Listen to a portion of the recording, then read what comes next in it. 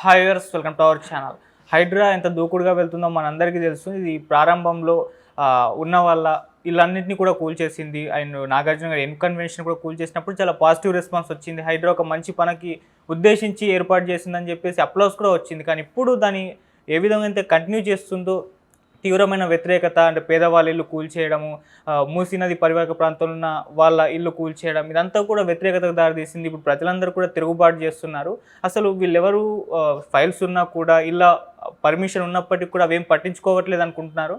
మరి లీగల్గా ఏమన్నా దీనికి సొల్యూషన్ ఉందా? పేదవాళ్ళ ఇల్లు కూల్చకుండా ఆపే ప్రయత్నం ఏమైనా చేయొచ్చా? సో ఇప్పుడు ఇదే అంశం మీద డిస్కస్ చేయడానికి ప్రజెంట్ మనతో పాటు సీనియర్ అడ్వకేట్ వైవిఎస్ఎస్ గిరిరావు గారు ఉన్నారు. వారితో ఒకసారి మాట్లాడదాం. సార్ నమస్కారం. సార్ నమస్తే అండి. సార్ జరుగుతుంది, మీరు చూస్తున్నారు కదా హైడ్రా. సో దాదాపు పేదవాళ్ళు ఇల్లు కూల్చేస్తూ వస్తుంది. వాళ్ళ వీడియోలన్నీ కూడా సోషల్ మీడియాలో వైరల్ అయిపోతున్నాయి. ఏడుస్తూ కూడా చెప్తున్నారంటే ఫైల్స్ ఉన్నాయి మా దగ్గర, ఇలా పర్మిషన్ ఉంది, ఇవేవి కూడా అధికారులు చూడట్లేదు, చూసేంత టైం ఇవ్వట్లేదు, ఆలోపే కూల్చేస్తున్నారు, కోర్టుకి వెళ్ళి స్టే తెచ్చుకుందామన్నంత టైం కూడా వాళ్ళు ఇవ్వట్లేదు అంటున్నారు. మరి దీనికి ఏమైనా లీగల్గా సొల్యూషన్స్ ఉన్నాయా? మీరేం చెప్తారు సార్ దీనిపైన?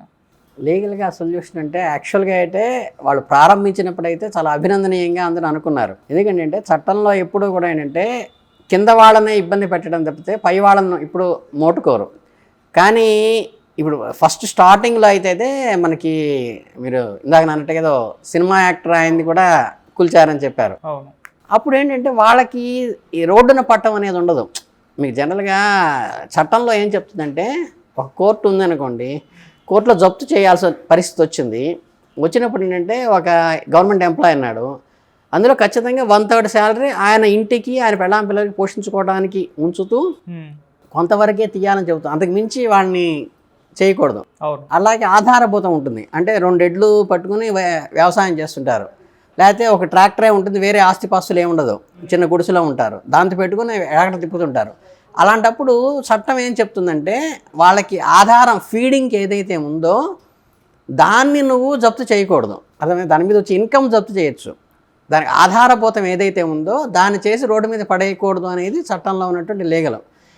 దాంతోపాటు ఇక్కడ దానికి రెండో కోణం ఏంటంటే టైటిల్ గుడ్ టైటిల్ ఉందా లేదా అనేది. ఇప్పుడు దాంట్లో చట్టంలో ఉన్నటువంటి ఓపెన్గా చెప్పాలంటే, ఇప్పుడు నేను ఒక బండి మీ దగ్గర కొన్నాను, బండి మీ దగ్గర కొన్నప్పుడు అది వచ్చి పోలీసులు వచ్చి పట్టుకున్నారు, ఇది బండి దొంగతనం జరిగిన బండి అని చెప్పి పట్టుకున్నారు. నేను యాక్చువల్గా మీకు 30,000 40,000 ఇచ్చి కొనుంటా, కొన్నప్పటికీ నాకు ఏ రైటు లేదు.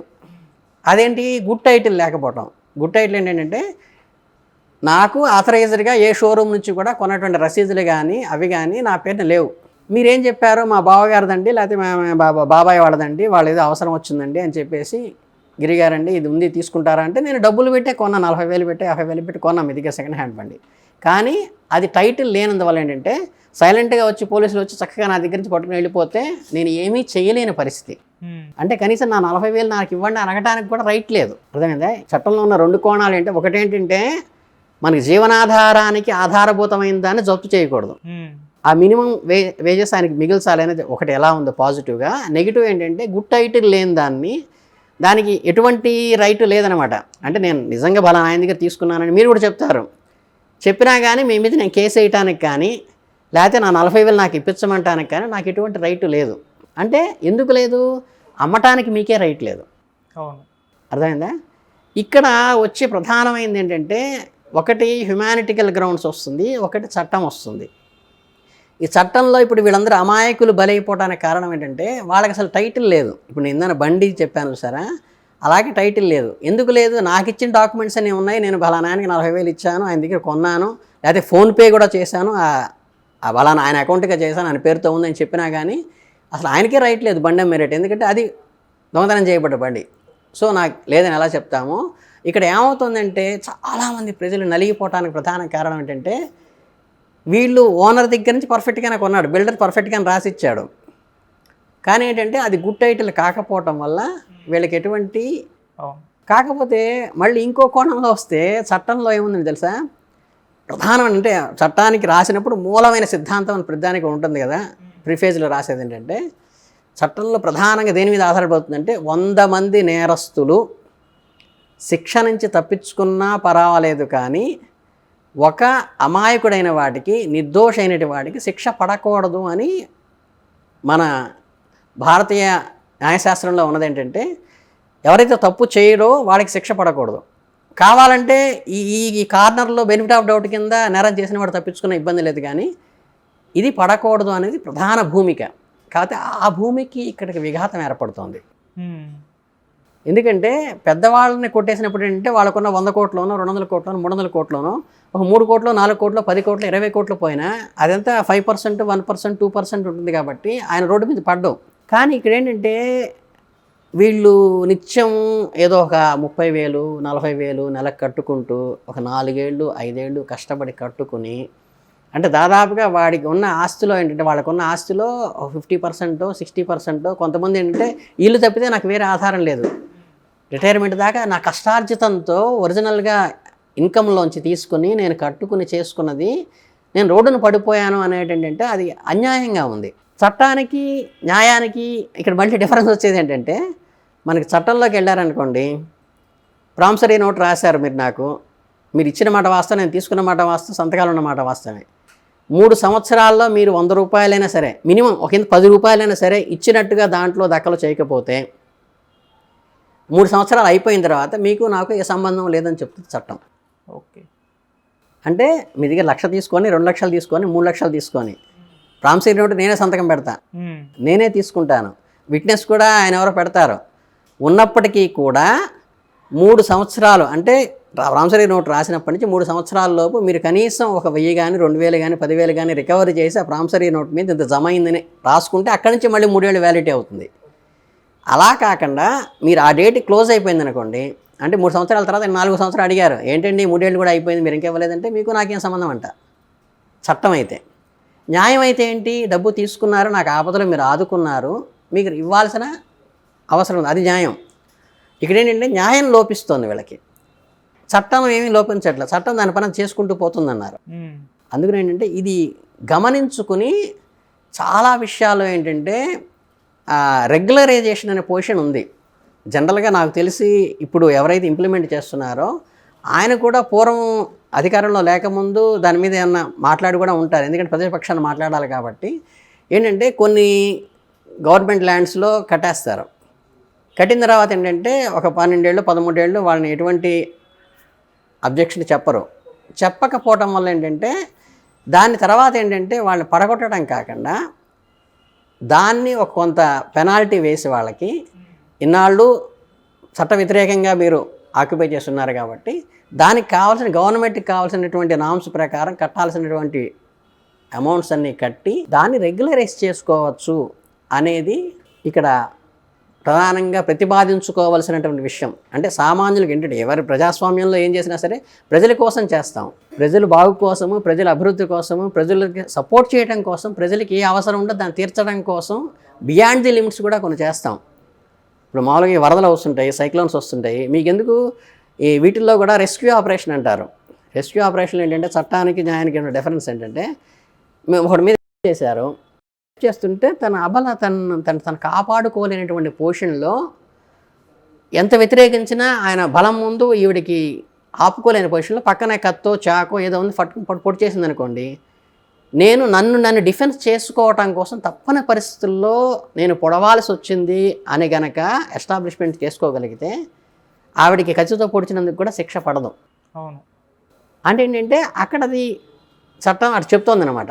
అందువల్ల ఏంటంటే అటువంటి అవకాశము వీళ్ళు నిజంగా ఎవరైతే సఫరర్స్ ఉన్నారో, ఎవరైతే మిడిల్ క్లాస్ కానీ బిలో మిడిల్ క్లాస్ కానీ ఉన్నారో వాళ్ళకి గవర్నమెంట్ సపోర్ట్ చేసి, ఇంకా వీలైతే ఏంటంటే తప్పు చేసిన వాడు ఇప్పుడు మీకేంటంటే మాకు ఈ నేరాల్లో కూడా అంటే క్రిమినల్ యాక్ట్లో కూడా మీరు ఒకళ్ళని ఏదైనా చేశారు, కొట్టారు, లేకపోతే చంపారు, లేకపోతే ఇంకే వాళ్ళని ఏదో కాళ్ళు చేతులు ఎరక్కొట్టారనుకోండి, ఈ వ్యక్తి కంటే చేసిన వ్యక్తి కంటే కూడా ఆయనకి ఎవరో డబ్బు ఇస్తారు, డబ్బు ఇచ్చి ఆయన చేయిస్తారు. అది ఎవరైతే ఇచ్చారో వాళ్ళకి మేజర్ శిక్ష ఉంటుంది. అంటే దాన్ని ప్రోత్సహించి ఆయన తరఫున ఈయన డబ్బుల కోసం ఈయన చేశాడు.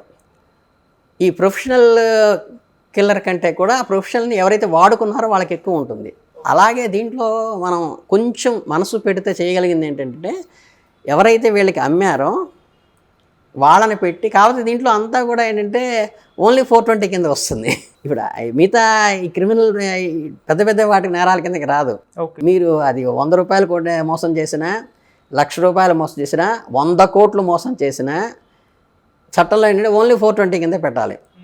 420 కింద పెట్టి ఏంటంటే వాళ్ళని రెస్పాన్సిబుల్ ఫిక్స్ చేసి వీళ్ళందరికీ కూడా రెగ్యులరైజ్ చేయడానికి ఆయన డెమరేజ్ కట్టాలి అని చెప్పి అది రెస్పాన్సిబుల్ ఫిక్స్ చేస్తే బాగుంటుంది.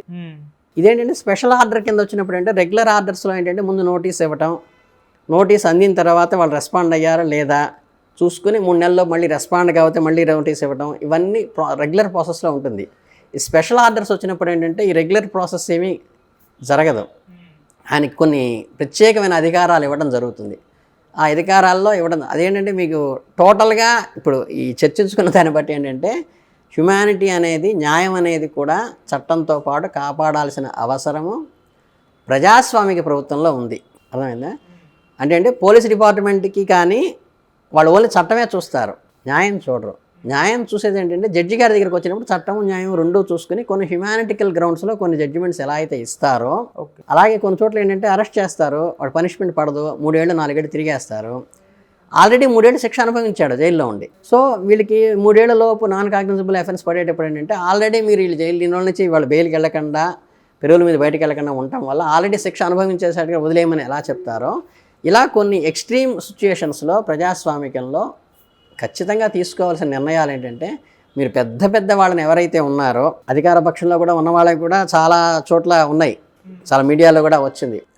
మీరు అటువంటి పెద్ద తలకాయల్ని అంటే వాళ్ళకి ఇది మైన్యూట్, ఇప్పుడు మీకు ఎంతసేపు చెప్పేది జస్టిస్ చెప్పేది ఏంటంటే జీవన ఆధారాన్ని తీసేయబాకండి. వాళ్ళకి 10 కోట్లు ఉన్నప్పుడు ఒక 50 లక్షలు 10 లక్షలు పోతే నష్టం లేదు. 100 కోట్లు ఉన్నాయి, 1 కోటి రూపాయలు 2 కోట్లు 10 కోట్లు పోతే నష్టం లేదు. అలా చేస్తే చట్టాన్ని ఇంప్లిమెంట్ చేయడంలో హ్యాట్స్ ఆఫ్ అని అందరూ అభినందిస్తారు. కానీ వాళ్ళు మధ్యతరగతి, బిలో మధ్యతరగతి వాళ్ళని ఇబ్బంది పెట్టడానికి ఏంటంటే ఇటువంటి ప్రత్యేక నిర్ణయాలు తీసుకుని కొన్ని అమెండ్మెంట్స్ చేసి కొంచెం రెగ్యులర్స్ చేయడానికి ఏమాత్రం వీలున్నా చేస్తే ఏంటంటే బాగుంటుందనేది ప్రజల అభిప్రాయంగా. సార్ అంటే మామూలుగా ముందు చెప్పారు వాళ్ళు వీళ్ళని ఇంకో దగ్గర అకామిడేషన్ చేసిన తర్వాతే కూల్ చేస్తామని చెప్పేసి, కానీ ప్రాసెస్ చూస్తుంటే అలా జరగడం లేదు. డైరెక్ట్ కూల్ చేసిన తర్వాత వాళ్ళు రోడ్డు మీద పడ్డ తర్వాత అసలు పట్టించుకుంటున్నారో లేదో కూడా తెలియదు. సో మరి దీనిపైన వాళ్ళు అంటే ఏదైనా నిర్ణయాలు తీసుకుంటే బాగుంటుంది అని చెప్పేసి చాలామంది అభిప్రాయపడుతున్నారు సార్. అంటే మీరేం చెప్తారు దీన్ని లీగల్గా? అదే, ఎందుకంటే ఇది లేట్ చేసిన ఏంటంటే వాళ్ళు ఇంజక్షన్ ఆర్డర్ తెచ్చేసుకుంటారు. మీరు జస్ట్ ఏంటంటే కూల్ చేయబోతున్నారని తెలిస్తే ఎందుకు సినీ యాక్టర్ ఆయన తెచ్చుకోలేడు 5 నిమిషాల్లో, వితిన్ 24 అవర్స్లో ఇంజక్షన్ ఆర్డర్ తెచ్చేసుకుంటారు. తెచ్చుకున్న తర్వాత ఏంటంటే అప్పుడు అగెనిస్ట్ అవుతుంది అనమాట, కోర్టు ధిక్కారం అవుతుంది అప్పుడు చేస్తే. ఇది అందుకని ఏంటంటే ముందు చేసేసారనుకోండి, అప్పుడు ఏమంటారు, కోర్టుకి వెళ్ళినప్పుడు అడిగినప్పుడు ఏమంటారంటే మేము పునరావాసం కల్పించేటువంటి ఏర్పాటు చేస్తామని కమిట్ అవుతారు. కోర్టుకి వెళ్ళినప్పుడు ఆల్రెడీ జరిగిపోయిన తర్వాత దీనికి ఏంటంటే ఎవరైతే జెన్యూన్గా ఉన్నారో వీళ్ళకి పునరావాసం కల్పించే ఏర్పాటు గవర్నమెంట్ చేస్తుంది అనగానే ఏంటంటే కోర్టు నీకు రెవెన్యూ వచ్చింది కదా అంటే పరిహారం ఇస్తే చాలా అనుకుంటే. ఇప్పుడు మనిషి చనిపోయాడు బస్సు యాక్సిడెంట్లో, కోర్టులో ఎలా ఉంటుందంటే ఒక మనిషి అంటే ఇంత సంపాదన పరుడు చనిపోయాడు అనుకోండి, మంచి మొత్తం వాళ్ళ కుటుంబం మొత్తం ఆయన మీద ఆధారపడి ఉంది. ఈ ఆర్టీసీ యాక్సిడెంట్లో చనిపోయారు అనుకోండి, అయ్యో మనిషి పోయేట్టుగా అవతల వాడికి ఏదో క్రిమినల్ చేయాలనుకోదు కోర్టు. ఏమనుకుంటుందంటే ఓహో ఈయనకి 7 సంవత్సరాల యావరేజ్ ఇన్కమ్ ఎంత అంటే నెలకి ఎంత సంపాదిస్తాడు, సంవత్సరానికి ఎంత సంపాదిస్తాడు, 7 సంవత్సరాలకి యావరేజ్ ఇన్కమ్ ఎంత చూసి అంత నష్టపరిహారం ఇస్తే అక్కడ అయిపోయింది. చట్టంలో అదే ఉంటుంది, అంటే దానికి తగ్గ పరిహారం ఇస్తే అయిపోయింది. బట్ ఏంటంటే హ్యుమానిటల్గా అది ఇట్ ఈజ్ జస్టిస్ కాదు. కానీ ఏంటంటే అక్కడ యాజ్ పర్ రూల్సే వెళ్ళాలి కాబట్టి చట్టం పరిధిలోకినే చెప్పాల్సిన బాధ్యత ఎవరికైనా ఉంటుంది. కాబట్టి మనసులో ఉన్న భావన వేరే ఉంటుంది జడ్జి గారికి, కానీ అక్కడ రూల్స్ రెగ్యులేషన్స్ ఏవైతే ఫ్రేమ్ చేసుకున్నామో దానికి అనుగుణంగానే చేయాల్సి ఉంటుంది. కాబట్టి ఇవి వాళ్ళకి వేరే పరిష్కారం ఏంటంటే గవర్నమెంట్ అనుకూలంగా ఉండి చేస్తే బాగుంటుంది. బట్ అది చట్టసభలోనే చేయాలి. ఆ నిర్ణయం కూడా ఏంటంటే మనం చెప్తే అయ్యేది కాదు, మనం చేస్తే అయ్యేది కాదు. కాబట్టి చట్టసభలోనే అందరు ఎమ్మెల్యేలతో అక్కడ తీర్మానం చేసుకుని అవి అమెండ్మెంట్కి పంపించుకుని దాన్ని ఏదైతే జస్టిఫై చేస్తారో అదే జస్టిఫై అవుతుంది తప్పితే అది చట్టసభలో కాకుండా ఓరల్గా చేయడానికి ఆస్కారం లేదు.